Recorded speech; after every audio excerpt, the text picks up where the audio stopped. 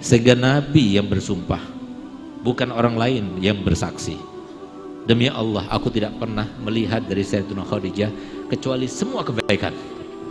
Dan tidak pernah satu kali pun aku mendengar ucapan, tindakan, ataupun keadaan yang dibuatnya yang membuat aku galau pikirannya, sedih karenanya. Demi Allah tidak pernah dilakukan. Dan demi Allah tidak pernah aku ingin Sayyidatuna Khadijah melakukan sesuatu sebelum aku memintanya. Sayyidatuna Khadijah sudah melakukan untukku, radhiyallahu anha wa ardhah. Termasuk pada detik-detik akhirnya ada beberapa riwayat. Ada riwayat Nabi SAW ketika Sayyidatuna Khadijah meninggal berada di luar,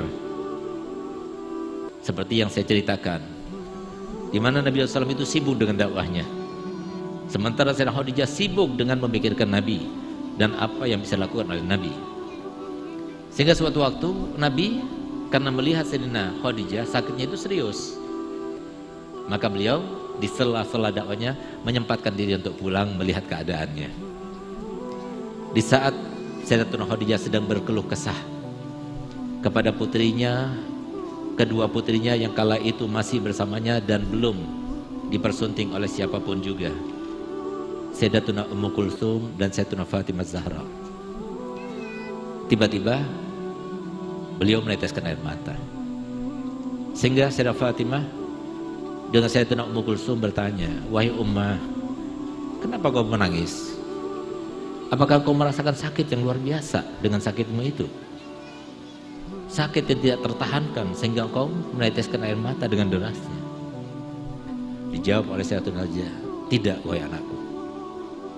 Aku menangis sekarang ini karena aku memikirkan nanti setelah aku meninggal nanti siapa akan mengurusi ayahmu."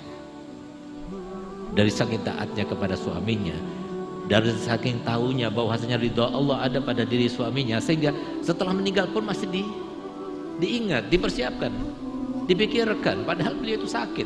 Dari saking sakitnya beliau itu senyum saja tidak bisa, bangun itu tidak bisa. Tapi di saat beliau mengatakan apa yang dikatakannya di depan Sayyidatuna Ummu Kulsum dan Sayyidatuna Fatimah, Sayyidatuna Fatimah yang masih berumur 5 tahun, tapi beliau itu adalah seorang wanita yang cerdas, kesayangannya Nabi, yang pada saat itu sebelum Nabi SAW mempunyai istri Sayyidatuna Saudah, maka beliau itu selalu tidur bersama Nabi. Bahkan ketika mengistrikan Sayyidatuna Saudah, Rasulullah menidurkan Sayyidatuna Fatimah itu juga satu rumah bersama Nabi. Dari saking sayangnya Nabi dan sayangnya Sayyidatuna Fatimah kepada Nabi. Di saat itulah Sayyidatuna Fatimah berkata pada ibundanya, "Ibu, jangan kau khawatir tentang ayahku. Demi Allah, apapun yang aku ketahui engkau melakukannya untuk ayahku, aku akan melaksanakannya untuk ayahku." Subhanallah, dari mulai umur 5 tahun Nabi itu sering kemana-mana itu Sayyidatuna Fatimah bersama dia. Nabi dipukul sama mereka itu yang membela Sayyidatuna Fatimah, didorong-dorong orang yang mukul-mukul Nabi. Ketika Nabi sholat, yang menjaga Sayyidatuna Fatimah, sehingga kemudian suatu waktu beliau itu, orang-orang Quraisy itu datang kepada Nabi ketika bersujud, kemudian mengambil debu lalu ditaruh dan dituangkan di atas kepalanya Nabi itu depan Sayyidatuna Fatimah. Sayyidatuna Fatimah menangis sambil mencaci maki mereka, memarahi mereka sambil membersihkan kepala Nabi SAW. Kenapa Nabi sendiri? Kenapa bersama Sayyidatuna Fatimah saja seperti sebelumnya, seperti sebagaimana bersama Sayyidatuna Khadijah saja? Karena pada saat itu sahabat-sahabat Nabi termasuk mustad'afin, nggak berani mereka keluar, nggak berani mereka menampakkan keimanannya. Kalau ditampakkan keimanannya langsung disiksa oleh orang-orang Quraisy. Sehingga Nabi sering keluarnya itu bersama Sayyidatuna Khadijah, Sayyidatuna Fatimah Zahra dan Sayyidina Abu Bakar Siddiq. Suatu waktu ketika Nabi sedang sujud, tiba-tiba Uqbah bin Abi Mu'aid yang sedang berkumpul-kumpul bersama Abi Lahab, Abi Jahal dan semua dedengkat Quraisy, mereka itu berkata begini, "Ayo siapa di antara kalian yang berani mengambil tempatnya kotoran unta yang sudah berada di tempat sampah selama 3 hari 3 malam itu?" Kemudian diburaikan isinya di atas kepalanya Nabi Muhammad SAW. Maka Uqbah bin Abi Mu'aid itu kemudian mengambilnya dan mengambil pedang dan disobek sehingga isinya semua teruraikan dan tumpah semuanya berada di atas kepalanya Nabi Muhammad SAW. Kotorannya unta yang berada di kantungnya babat itu selama 3 hari 3 malam dibuangnya di sampah. Bayangkan bagaimana baunya kira-kira. Tapi itu semua berada di atas kepala Nabi Muhammad.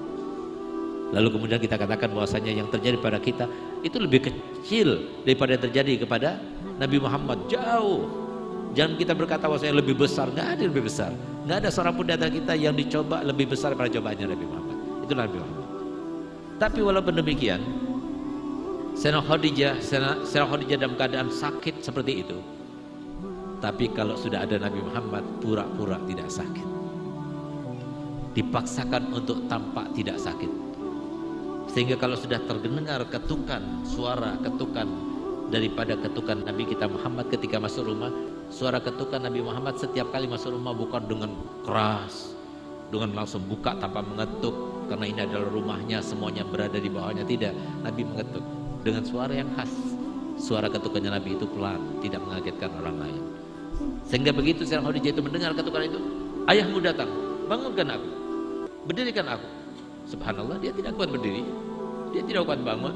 Maka beliau katakan pada saya, Ummi Kulsum dan Sayyidah Fatimah, sanggah aku, tahan aku di pundakku dengan kedua lututmu. Sehingga beliau itu dalam keadaan seperti duduk, padahal dia tidak bisa duduk. Lalu kemudian wajahnya yang tadinya meringis kesakitan tampak disembulkan senyuman yang menghiasi wajahnya, dan tampak kecantikannya walaupun dalam keadaan seperti itu. Untuk apa? Menenangkan hati Nabi Muhammad. Sehingga pada saat itu Nabi Muhammad melihat, oh sudah sehatan, sudah enakan, alhamdulillah.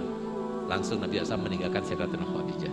Setelah menanyakan apa yang diperlukan, tidak ada yang diperlukan, semuanya ada semuanya. Keluar lagi untuk berdakwah.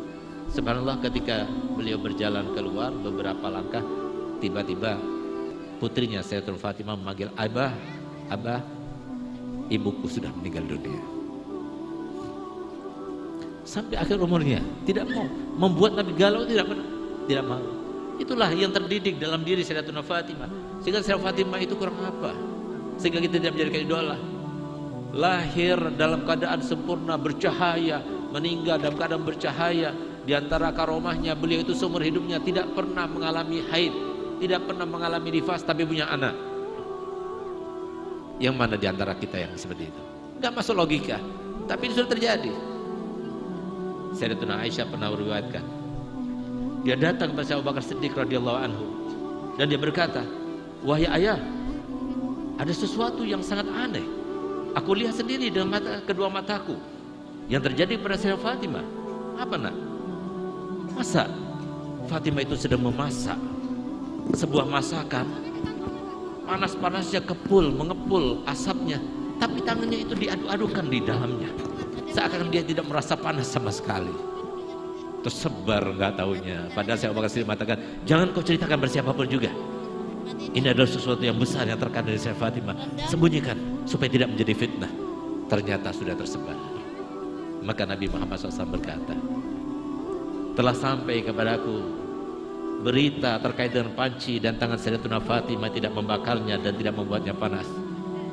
Fatimah memang demikian, karena Allah menciptakan Fatimah dan Allah sudah haramkan api dunia dan api neraka untuk membakarnya dan merasakan panas tangannya.